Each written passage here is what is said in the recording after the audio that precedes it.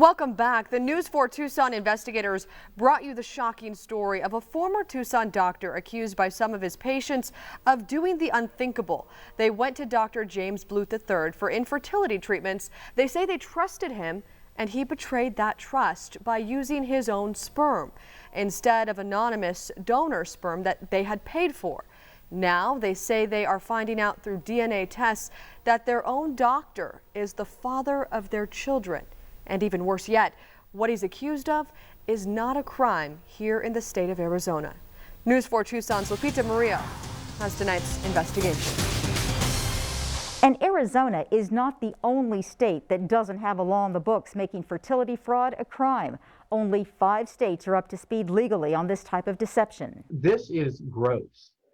This is the most basic violation of trust and decency.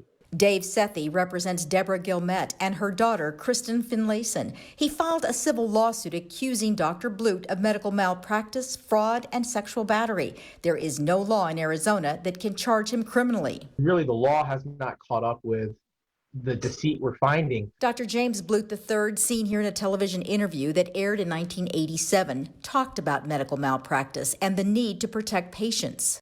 Science is not perfect. There's still a lot of unknown certainties out there. There's this big void of the universe that we don't understand, but we're trying day by day to get better and better at it. Newly re-elected State Senator Victoria Steele saw our first story on this case 2 weeks ago.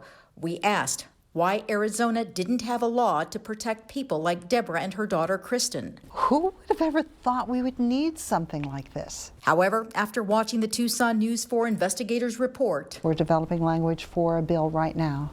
So it is my intention to introduce legislation on this in the 2021 session. Senator Steele is still in disbelief. Why any doctor would do something so cruel to a family. This is horrific. Deborah and Kristen are just one of about 30 to 40 cases nationwide involving hundreds of victims. According to Jody Madera, a law professor from Maurer School of Law at Indiana University, she's done extensive research on fertility fraud. How can someone do that to a patient? None of them thought they would ever get caught. That was in the 70s and 80s when no one was even thinking about going to the drugstore and buying an over-the-counter DNA kit with quick results. Fast forward to now, when this has become a reality and doctors are getting caught.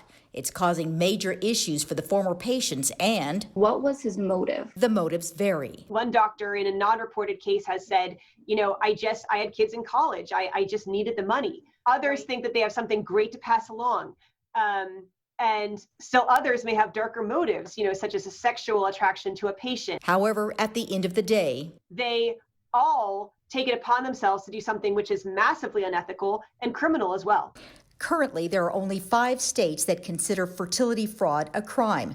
California was the first in 1995, followed by Indiana, Texas, Florida, and just 5 months ago, Colorado. The laws vary. In Indiana, the law allows longer periods of time to sue. It provides liquidated damages for a civil case of $10,000 if you don't want to go through the whole process of a lawsuit. But in Texas, fertility physicians cannot take advantage of patients, and that is a sexual assault, and it carries a registration requirement like a sex offender case. Senator Steele says if the bill she introduces becomes Arizona law, it won't be retroactive, but it will stop this type of deception going forward. For former patients like Deborah and Kristen, some closure knowing that no more families will have to go through what they have. Investigating for you, Lupita Murillo, News 4 Tucson. Dave Sethi told the News 4 Tucson investigators he has received multiple calls from children who have learned that their mothers receive fertility treatments from Dr. Bluth and who are related to Bluth. We will keep you posted on this story.